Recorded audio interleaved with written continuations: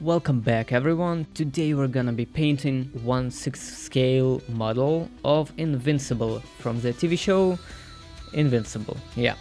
It's a very special model for me because it's the first time that I printed and painted 1/6 scale statue. I really hope you will like the process of me making it because I just love the end result, and I hope you will too. As you could see from the beginning, I cleaned the model a little bit and then I tried to fit all the pieces together to see how they connect. Right after that, I started priming them all one by one.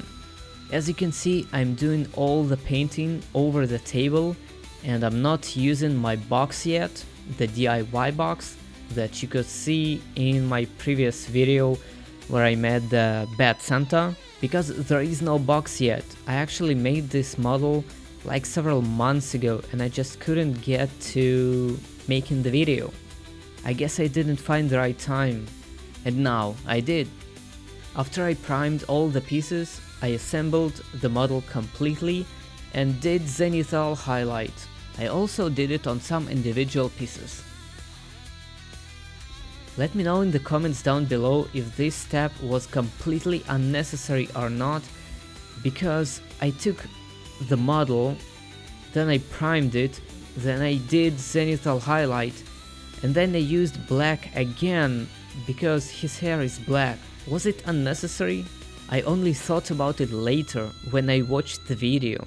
The same goes for his trousers actually, they are completely black as well. Now right here for his knee pads I tried to use light blue and I understood that it was a mistake. It was just way too light. After that I moved to his boots and I used royal blue. That was amazing color. That was perfect for his outfit. As you can see, I used the same royal blue to cover the light blue over the knee pads and to fix my mistake. Then I moved to his gloves and I used moon yellow. Right from the beginning I loved that color and I thought it suited him perfectly. I do want to say that everything you see here is FDM printed on Prusa MK4 simply because I don't have a resin printer. After that I moved to his chest piece.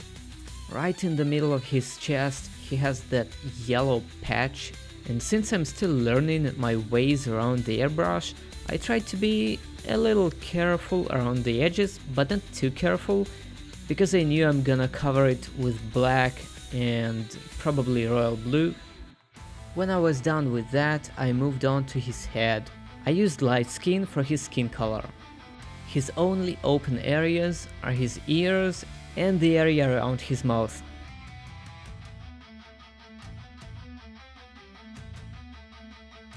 Now is an interesting part.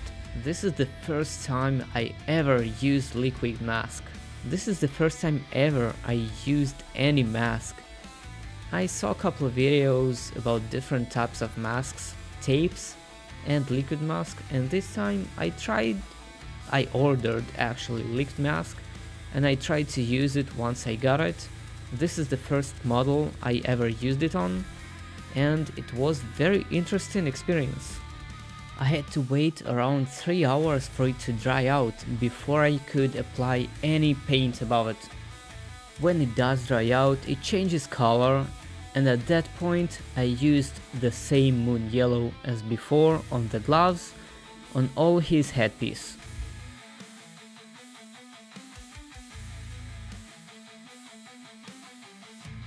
After that I moved back to his chest piece and used royal blue on the top of his costume. I wasn't too careful when I was applying it because I knew the last piece of the puzzle is black on the bottom and it's gonna cover the blue. At some point in my painting I noticed a scar on his glove. At that point I didn't know what it was, but later on I did figure out that when printing I used a lined seam instead of random and cleaning it, so that was a seam. So I applied some putty and let it dry out. After that I used earth color to cover the base. Then it was time to start painting fire, and I started with deep yellow. Just for your information and for me remembering it, It was the first time I ever painted fire, and I absolutely loved the experience. After that I went back to the boots and used light blue to give some slight contrast. I sprayed it the same way from above on his chest piece as well.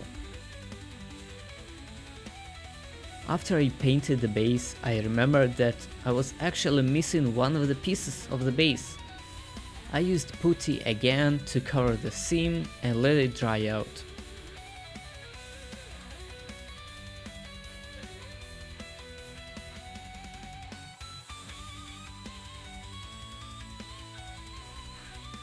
After that I went back to the glove and cleaned the putty to try and flatten the surface.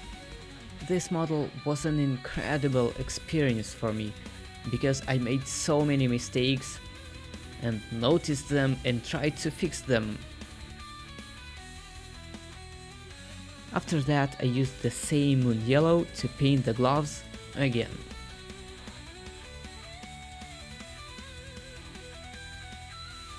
Then I went back to the fire and applied another layer of deep yellow.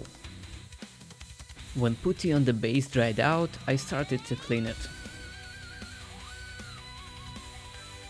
Then I got a brilliant idea to use light brown on top of the base. That was a sarcasm, I apologize. I didn't like the result, and I will fix it later in the video. When royal blue on his chest piece dried out, I covered it with a liquid mask.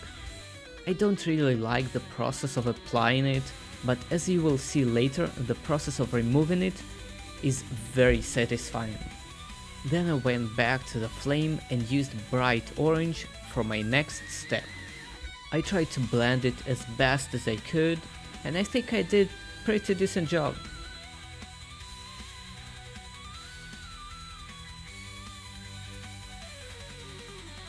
After bright orange dried out, I went ahead with flat red to finish the flame.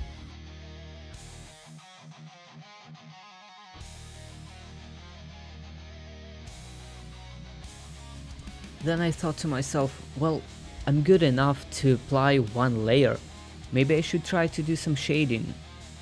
And I did, and I got some decent result, at least it looks like that to me. Now here was the time to remove the liquid mask. I never did that before and I didn't realize how satisfying it is, but it is. I didn't like the process of applying it, but removing it is another story entirely. It was a strange feeling, like you're in some kind of Bond movie using disguises and face masks. It was surreal and very satisfying.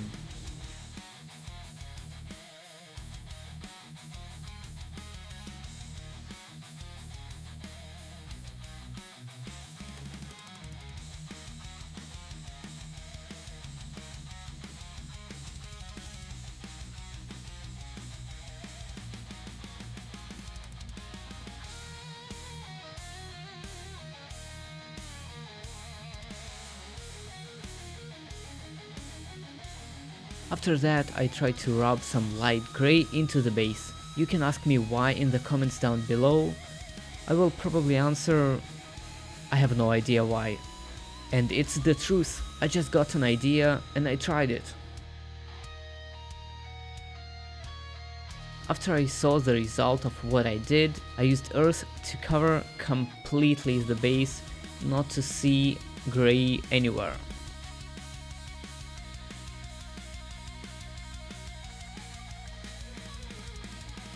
Then I moved back to his headpiece to paint his glasses and I used silver.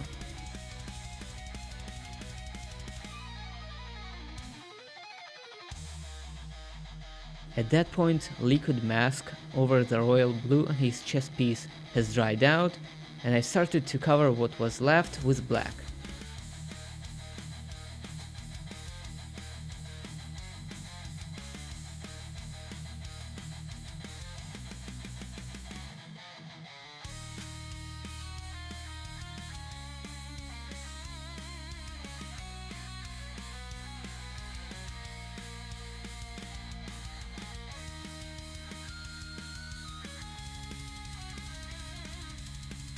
Going back to the base, I needed rust color. I didn't have it, and after watching some YouTube videos, I understood that it wasn't that hard to make. I decided to use flat red, moon yellow and light brown and started mixing.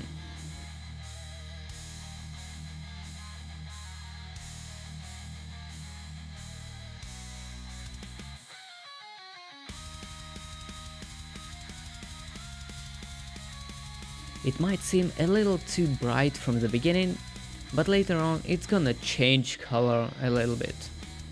I used it on some steel bars that were pointing out from the base, and I also used it on some pipes that were sticking out.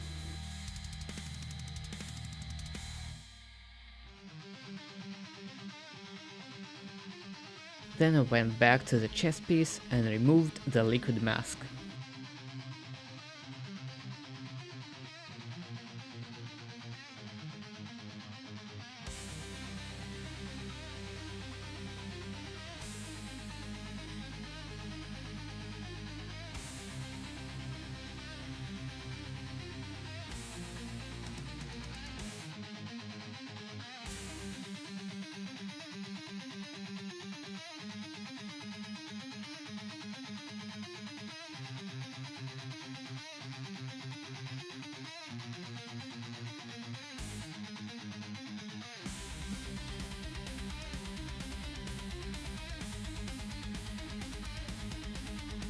I painted second steel bar with rust color as well.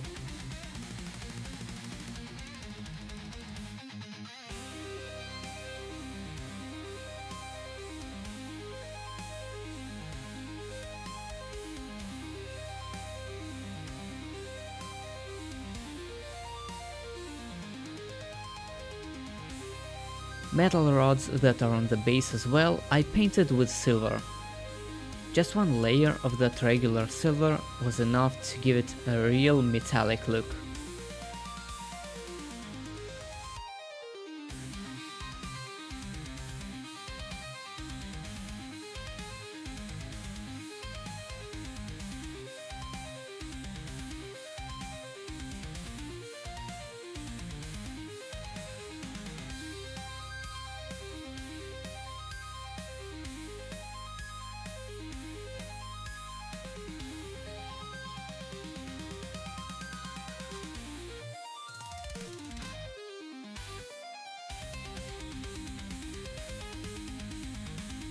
The name Invincible on the base I painted with moon yellow.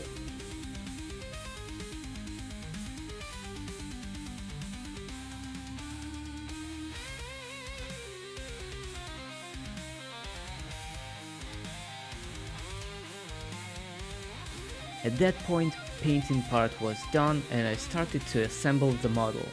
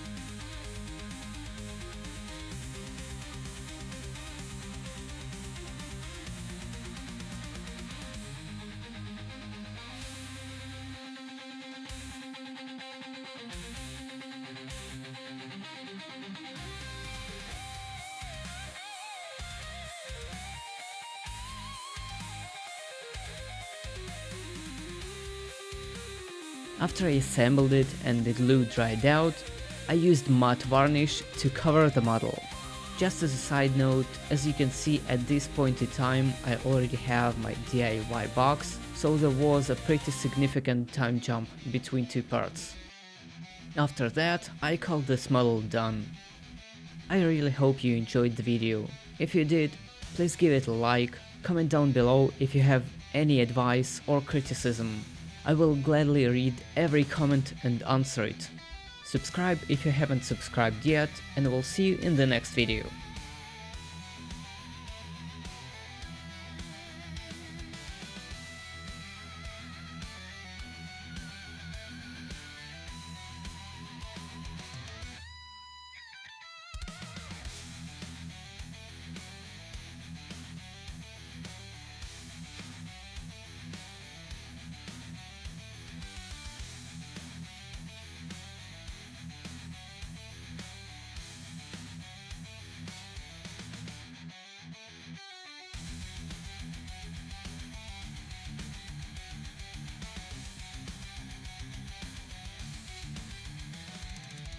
Plastic dreams in my hands, sculpture gods at my command. Layer by layer, build a life.